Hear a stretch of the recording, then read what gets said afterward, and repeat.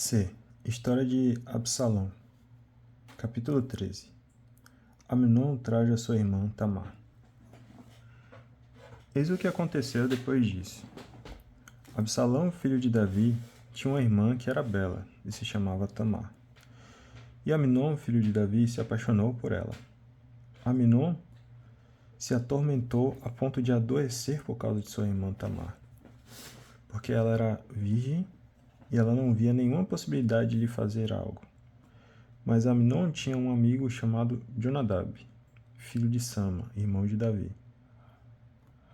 E Jonadab era um homem muito sagaz. Ele lhe disse: Que acontece, filho do rei? Que toda manhã estás tão abatido? Não me dizes o que há. Amnon lhe respondeu: É que eu amo Tamar, a irmã de meu irmão Absalão. Então Jonadab lhe disse: Mete-me na cama, finge que estás doente. Mete-te na cama, finge que estás doente, e quando teu pai vier ver-te, dir-lhe-ás: Permite que a minha irmã Tamar me sirva o alimento e prepare o prato na minha presença, para que o veja e coma, servido por ela. Então Amnon deitou-se e fingiu-se doente. O rei veio vê-lo, e Amnon disse ao rei: Concede que minha irmã Tamar venha e prepare na minha presença 2 pastéisinhos, e eu me restaurarei, servido por ela. Davi mandou dizer a Tamar na casa dela: Vai ao quarto do teu irmão Amnon e prepara sua refeição. Tamar foi aos aposentos de seu irmão Amnon. Ele estava deitado. Ela tomou a farinha, amassou-a e preparou os pastéis na sua presença. Depois levou-os ao fogo. Em seguida, pegou a panela e despejou-a no prato diante dele. Mas ele não quis comer. Disse Amnon: Manda embora toda essa gente para longe de mim. E todos saíram de junto dele. Então Amnon disse a Tamar: Traze o prato aqui e comerei servido por ti. Tamar trouxe os pastéis que fizera e os trouxe ao seu irmão no quarto. Ao oferecer-lhe o prato, ele segurou-a e disse-lhe: Deita-te comigo, minha irmã. Mas ela replicou-lhe: Não, meu irmão, não me violentes, porque não se procede assim em Israel. Não cometas essa infâmia. Aonde iria esconder minha vergonha? E tu? Serias como um infame em Israel. No entanto, fala ao rei, e ele não se recusará a entregar-me a ti. Ele, porém, não quis ouvi-la, dominou-a e com violência deitou-se com ela. Então Amnon irou-se sobremaneira. A aversão que lhe teve foi maior do que o amor com que a tinha amado. E Amnon lhe disse: Levanta-te, vai-te embora. Ela lhe respondeu: Não, meu irmão, expulsar-me seria pior do que o mal que me fizeste. Mas ele não quis expulsar-me. Seria pior do que o mal. Não, meu irmão, expulsar-me seria pior que o mal que me fizeste. Mas ele não queria ouvi-la. Chamou o criado que o servia e lhe disse: Livra-me desta moça. Ponha-na fora daqui e feche a porta. Ela trajava uma túnica especial que antigamente usavam as filhas do rei ainda solteiras. O criado a pôs para fora e fechou a porta. Tamar cobriu a cabeça de cinza, rasgou a túnica, pôs as mãos na cabeça e se foi gritando. Absalão, seu irmão, lhe perguntou: Esteve teu irmão Amnon contigo? Agora, minha irmã, cala-te, é teu irmão. Não te angusties dessa maneira. E Tamar ficou sozinha na casa do seu irmão Absalão. Logo que Davi tomou conhecimento de toda essa história, ficou indignado. Quanto a Absalão não falou mais com Amnon, porque Absalão estava cheio de ódio contra ele, por causa da violência que fizera contra sua irmã Tamar. Absalão manda assassinar Amnon e foge. 2 anos mais tarde, Absalão mandou convidar todos os filhos do rei e se reuniram em Baal-Assor, nas propriedades de Efraim, onde ele tinha seus tosqueadores. Absalão veio ao rei e disse: O teu servo tem tosqueadores.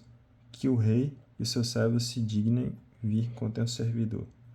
O rei respondeu a Absalão: Não, meu filho, Não devemos ir todos juntos para não te sermos pesados. Absalão insistiu, mas ele não quis ir e lhe deu a sua bênção. Absalão pediu-lhe então: permite ao menos que o meu irmão Amnon venha conosco. O rei lhe perguntou: por que iria ele contigo? Mas Absalão insistiu, e ele consentiu que Amnon partisse com ele e com todos os filhos do rei. Absalão deu esta ordem aos seus domésticos: prestai atenção quando o coração de Amnon estiver alegre por causa do vinho, e eu vos disser: fere Amnon, então o matareis. Não tenhais medo, não sou eu quem vou estar ordenando fazê-lo? Tende coragem e sede valentes. Os domésticos de Absalão fizeram com Amnon como lhes tinha sido ordenado. Então todos os filhos do rei se levantaram, montou cada qual no seu animal e fugiram. Quando ainda estavam a caminho, esse rumor chegou aos ouvidos de Davi: Absalão matou todos os filhos do rei, não ficou um só. O rei se levantou, rasgou as suas vestes e se lançou por terra. Do mesmo modo, os seus servos, mantendo-se de pé, rasgaram as suas vestes. Mas Jonadab, o filho de Sama, irmão de Davi, tomou a palavra e disse: não acredite, o meu senhor, que todos os jovens filhos do rei morreram, porque só Amnon está morto. Absalão prometeu fazer isso desde o dia que Amnon ultrajou sua irmã Tamar. Agora, pois, o senhor, meu rei, não fique com a ideia de que todos os filhos do rei pereceram. Não, só Amnon está morto, e Absalão fugiu. O moço que estava de sentinela, levantando os olhos, viu uma tropa numerosa que avançava no caminho de Horonaim, no flanco da montanha na descida. A sentinela foi anunciá-lo ao rei. Eu vi homens que vêm descendo pelo caminho de Horonaim, no flanco da montanha.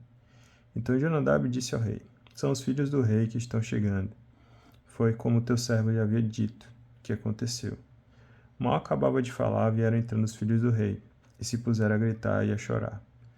Também o rei e todos os seus servos choraram muito alto.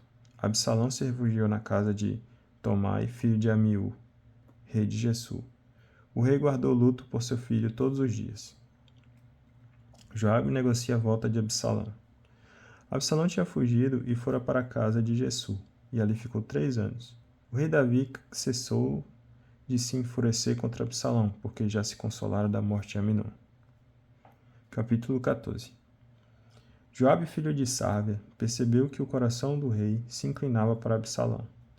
Então Joabe mandou alguém a Tecoa buscar uma mulher sábia e lhe disse: peço-te isso, que finjas estar de luto, vistas roupas de luto, não te perfumes como se fosse uma mulher que, depois de muitos dias, continua de luto por um morto. Irás à casa do rei e lhe farás este discurso. E Joabe lhe disse as palavras que ela devia dizer. A mulher de Tecoa foi, pois, ter com o rei, caiu com o rosto em terra e se prostrou e disse: salva-me, ó rei. O rei lhe perguntou: que tens? Ela respondeu: pobre de mim, eu sou viúva, meu marido morreu, e a tua serva tinha 2 filhos. Eles discutiram no campo, não havia ninguém para os separar, e um feriu o outro e o matou. Então toda a família se levantou contra a tua serva e disse: entrega-nos o fraticida, para que o executemos como preço da vida do seu irmão, que ele matou, para que eliminemos também o herdeiro.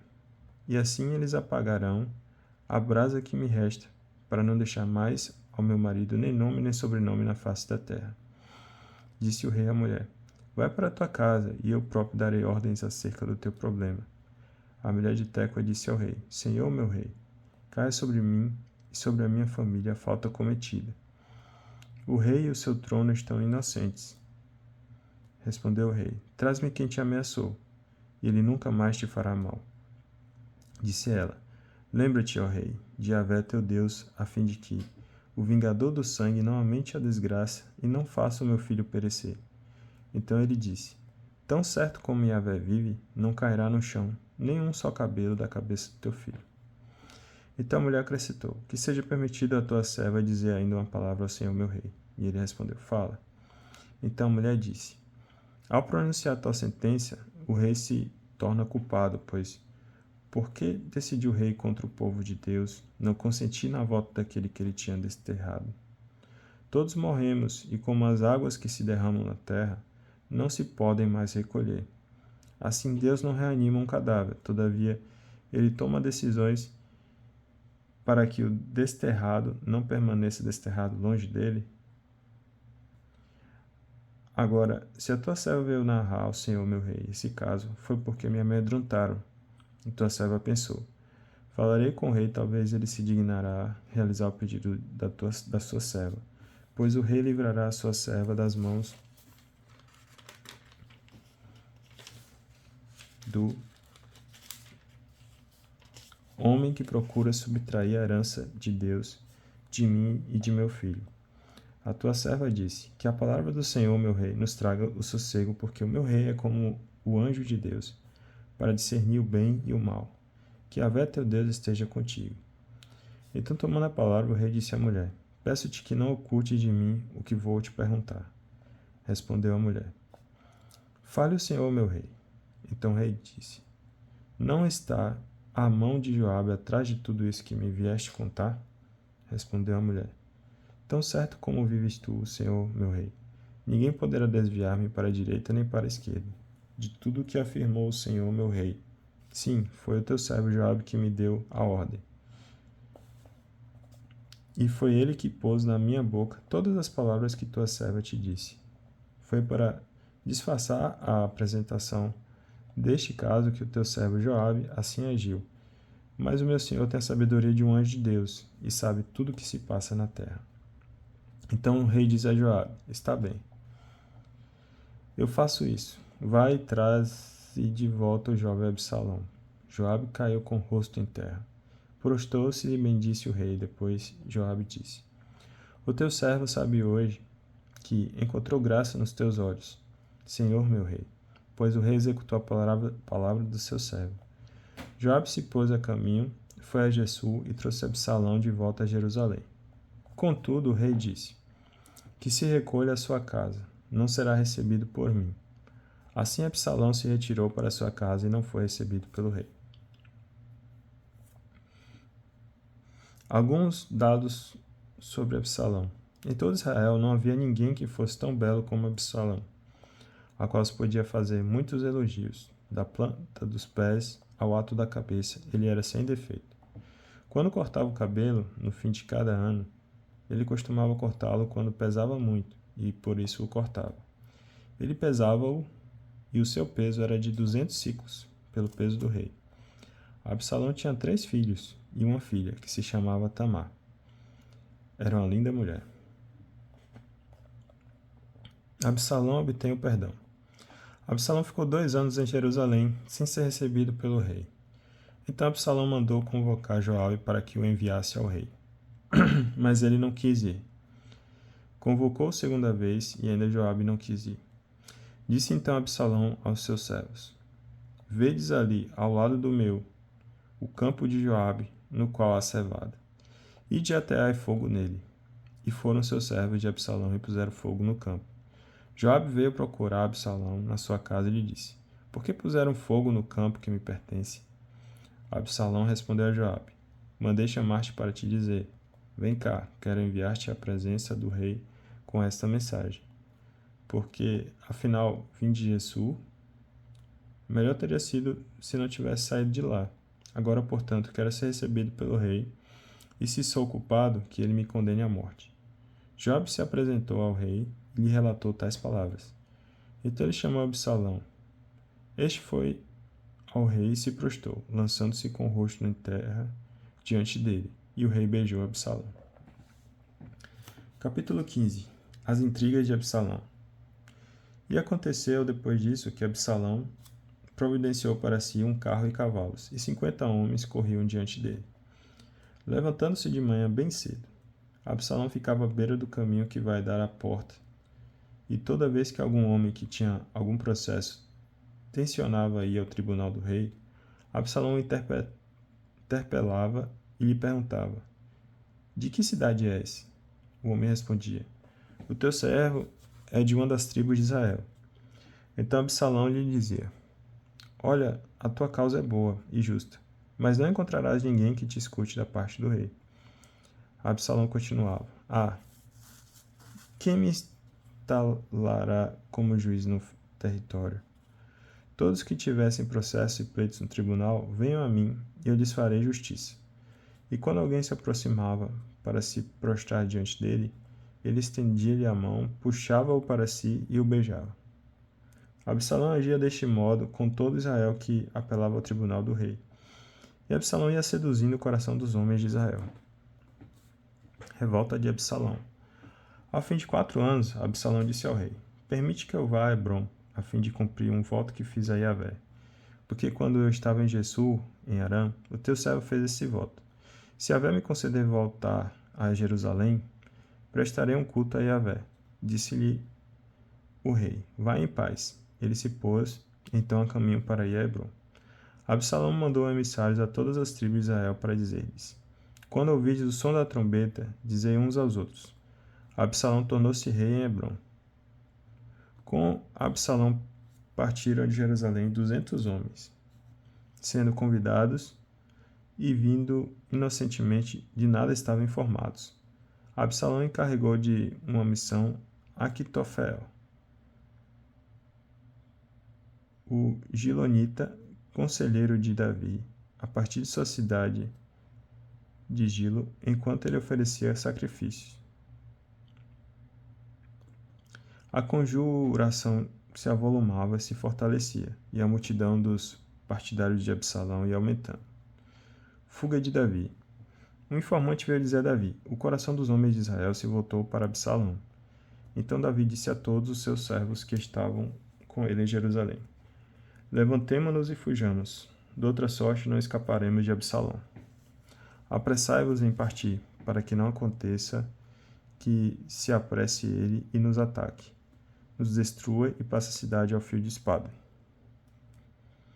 Responderam-lhe os servos do rei: Qualquer que seja a decisão do Senhor nosso rei, aqui estamos ao teu serviço. O rei partiu a pé e com toda a sua família, mas deixou no palácio 10 concubinas para guardá-lo. O rei saiu a pé com todo o povo e se detiveram na última casa. Todos os seus servos desfilavam junto dele. Todos os cereteus, todos os feleteus e todos os gateus. 600 homens vindo de Gate desfilavam diante do rei. O rei disse a Etai o gateu: Por que vieste conosco? Volta e fica com o rei, porque és um estrangeiro e exilado do teu país. Chegaste ontem e hoje eu te faria andar errante conosco. Por que vou à aventura? Volta e procura levar contigo os teus irmãos. Yahvé te testemunhe misericórdia e bondade. Mas Etai respondeu ao rei: Pela vida de Yahvé e pela vida do Senhor, meu rei, onde quer que estiver o Senhor, meu rei, seja para a vida, seja para a morte, ali estará também o teu servo. Então Davi disse a Etai: Vem e passa. E Etai de Gate passou com todos os seus homens e toda a multidão que estava com ele. E todos choravam em voz alta, e o rei desfilava na torrente do Cedron. E todo o povo desfilou diante dele na direção do deserto. O destino da arca. Eis que chegaram também Sadoc e todos os levitas, transportando a arca da aliança de Deus. Puseram a arca de Deus e Abiatar estava ali, até que todo o povo acabou de sair da cidade. Então o rei disse a Sadoc: Torna a levar a arca de Deus para a cidade. Se eu encontrar graça aos olhos de Yahvé, ele me trará de volta e me permitirá revê-la e a sua habitação. Se porém ele disser: Tu me desagradas, aqui estou, faça de mim o que lhe aproveitar. O rei disse ao sacerdote Sadoc: Vê a situação? Volta em paz à cidade. Teu filho Aquimaas e Jonatas, o filho de Abiatar, vossos 2 filhos estão convosco. Vede, eu permanecerei caminhando pelos trilhos do deserto, aguardando notícias vossas. Sadoc e Abiatar levaram, pois, a arca de Deus de volta a Jerusalém e ali ficaram. Davi se certifica da colaboração de Cusai. Subia Davi chorando pela encosta das oliveiras, a cabeça coberta e os pés descalços. E todo o povo que o acompanhava tinha a cabeça coberta e subia chorando. Informaram então a Davi que Aquitofel estava entre os que conjuraram com Absalão, pelo que disse Davi: Ó Yahvé, faze que sejam insensatos os conselhos de Aquitofel. Ao chegar Davi ao cume, lá onde se prostram diante de Deus, eis que veio ao seu encontro Cusai, o araquita. Veio com as vestes rasgadas e a cabeça coberta de pó. Disse-lhe Davi: Se ficares comigo, ser-me-ás pesado. Mas, se voltares à cidade e disseres a Absalão: Serei teu servo, Senhor meu rei. Até aqui servi teu pai, agora eu te servirei. Então confundirás os conselhos de Aquitofel, Sadoque e Abiatar, os sacerdotes, não ficarão do teu lado? Tudo o que souberes do palácio, relata-lo-ás ao sacerdote Sadoque e Abiatar. Ali estarão também os seus 2 filhos, Aquimaas de Sadoque e Jonatas de Abiatar. Tudo que observardes me comunicareis por intermédio deles. Cusai, o amigo de Davi, entrou na cidade quando Absalão chegava a Jerusalém. Dá uma pausa aqui e a gente continua no próximo.